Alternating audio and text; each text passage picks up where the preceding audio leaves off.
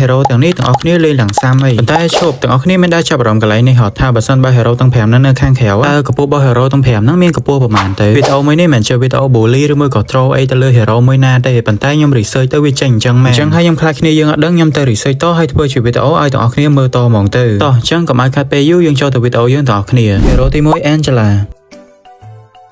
បើនិយាយពីរឿងកម្ពស់ hero វិញជាពិសេស hero Angela ហ្នឹងហ្មងវាគឺជារឿងធម្មតាហើយសម្រាប់ player Angela ចុះទាំងអស់គ្នាគិតមើលទោះបីដឹងកម្ពស់ប៉ិត hero ហ្នឹងប្រមាណណាក៏ហៅគ្នាកទើពេញមាត់ដែរនិយាយទៅគឺស្មានយកហ្មងដោយសារតែឃើញ hero ហ្នឹងតូចប៉ុន្តែទាំងអស់គ្នាកុំស្មានអញ្ចឹងដោយសារតែ hero side cloud ហ្នឹងក៏តូចដែរទាំងអស់គ្នាឃើញ side cloud តូចអញ្ចឹងមែនណាប៉ុន្តែទាំងអស់គ្នាមកមើលរូបនេះជើងជាន់ភពហ្មងហើយបើនិយាយពីដៃវិញកាន់ galaxy តែម្ដងនិយាយទៅខ្ញុំមិនមើលតែរូបថតហ្នឹងហើយមកនិយាយប្រាប់ទាំងអស់គ្នាទេដោយសារតែខ្ញុំធ្លាប់ធ្វើវីដេអូតាក់ទងមួយ hero side cloud ហ្នឹងដែរអញ្ចឹងហើយបើចង់ឲ្យអ្នកទាំងអស់គ្នាស្មានថា hero នៅក្នុងហ្គេមហ្នឹងវាតូចហើយគិតវាថានៅខាងក្រៅអីវាតូចដែរអញ្ចឹងដោយសារតែ hero មួយហ្នឹងមុនចេញមកហ្នឹងគឺសិតតែមានប្រវត្តិឬមួយក៏រឿងរ៉ាវអីរឿងខ្លួនមកហ្មងមិនមែនចេះតែដាក់ទេប៉ុន្តែឈប់ខ្ញុំបញ្ជាក់សិនមិនមែនឲ្យទាំងអស់គ្នាហ្នឹងមកស្ដាប់ខ្ញុំឲ្យត្រូវតែកុំស្មានអីចឹងទេតាមពិតអ្នកគ្នាមើលវីដេអូខ្ញុំបែបជាទៅតោះអញ្ចឹងយើងចូលមកក្នុងសាច់រឿងរបស់យើងវិញចំពោះ hero Angela មួយនេះបើតាមខ្ញុំ research ទៅកម្ពស់ពិតរបស់ hero មួយហ្នឹងគឺ 1m40 ឬមួយក៏មួយទៀត 140 សង់ទីម៉ែត្រអញ្ចឹងទៅដឹងត្រូវឲ្យខុសហ្នឹងមើលយើងចាក់វល់កម្ពស់មួយមើលត្រូវអត់តាមស្តង់ដារកម្ពស់ដូចជា 1m60 ឡើងហើយបានអត់ទើ 1m60 ចុះក្រោមដូចជាទើទាំងអស់គ្នាត្រូវខ្ញុំអត់សូវដឹងរឿងហ្នឹងដែរបើសិនជាទាំងអស់គ្នាដឹងអាច comment នៅក្រុមហ្នឹងបានតោះយើងចូលទៅ hero បន្ទាប់វិញ hero ទី2 Lilia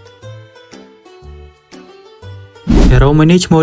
Lilia ដូចឈ្មោះហ្មងគឺដើរអត់ឈប់ទេអ្នកដែលលេង hero ហ្នឹងច្បាស់ជាដឹងហើយដើរលោតរហូតហ្មងអត់ចេះហត់ហ្មងប៉ុន្តែ hero មួយហ្នឹងអត់ពិបាកស្មានដឹងទេថាកម្ពស់ប៉ុន្មានមកដែលសិតតែយើងមើលរូបរាង hero ហ្នឹងទៅដូចកូនក្មេងមែនតើដូចកូនក្មេងអីបើកូនក្មេងឯហ្នឹងអញ្ចឹងចំពោះ hero មួយហ្នឹងមានកម្ពស់ 1m5 ទឹកខ្ញុំមិនដឹងថាខ្ញុំនិយាយត្រូវនិយាយខុសហើយអ្នកទាំងអស់គ្នា 1m5 ទឹកត្រូវបើគិតជាសង់ទីម៉ែត្រវិញគឺ105សង់ទីម៉ែត្រហ្នឹងឯងខ្ញុំគិតថា hero មួយនេះមិនមែនទឿទេគ្រាន់តែគ្នានៅក្មេងអីចឹងណាមិនទាន់លូតលាស់ធំអញ្ចឹងទៅហើយទាំងអស់គ្នាមិនចាំមើល hero មួយហ្នឹងថាពេលដែលធំឡើងហ្នឹងមានកម្ពស់អីប្រហែលទេវាអត់ធំទៅណាទេព្រោះវានៅតែក្នុងហ្គេមហ្នឹងវាធំមិនខ្លាំងមនុស្សហ្នឹងណានេះ hero នៅក្នុងហ្គេមទេមានតែនៅក្នុងហ្គេមទេហើយខ្ញុំធ្វើវីដេអូនេះសប្បាយឲ្យទាំងអស់គ្នាមើលទៅណាកុំគិតលឹះហ្នឹងឥឡូវយើងចូលទៅ hero បន្ទាប់វិញ hero ទី3 Dicky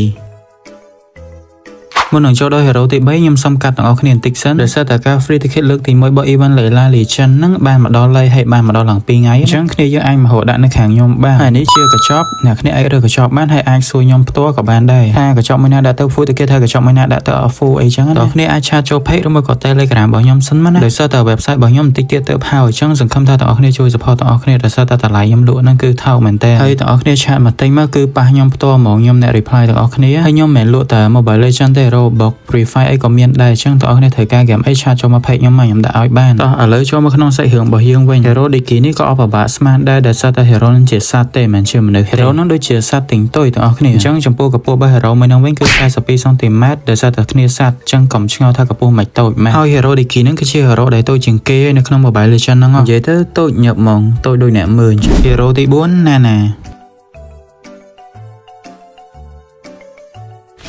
ខ្ញុំជឿថាសឹងតែ 90% អ្នកមើលវីដេអូរបស់ខ្ញុំណាវីដេអូមួយហ្នឹងដែលតន្ទឹងចាំមើលខ្ញុំនិយាយពី hero ណាអ្នកតើវាកម្ពស់ប្រហែលចឹងទៅដោយសារតែខ្ញុំដឹងអញ្ចឹងហើយខ្ញុំទុក hero ហ្នឹងរៀងក្រោយគេបន្តិចកុំឲ្យទាំងអស់គ្នាហ្នឹងប៉ិនអូសចេញពេកណានៅមើលទៅអញ្ចឹងកម្ពស់ពិតរបស់ hero ណាហ្នឹងគឺ75សង់ទីម៉ែត្រណាគឺអត់ដល់1ម៉ែត្រទេដល់គ្នាតិចថាខ្ញុំ bully ឬមួយក៏ធ្វើវីដេអូកំ pl ែងយក view យកអីទៅអត់ទេណាខ្ញុំទៅ search ឃើញមិនខ្ញុំប្រាប់អញ្ចឹងតែខ្ញុំដឹង 100% ហ្មងមើលវីដេអូហ្នឹងហើយដឹងតែយកទៅត្រូវអារឿងណាកម្ពស់ហ្នឹងហ្មងលេងអីលេងទៅត្រូវធ្វើយើងលេងសប្បាយទាំងអស់គ្នាទេតោះអញ្ចឹងយើងចូលទៅ hero ចុងក្រោយវិញ hero ទី5 Chang'e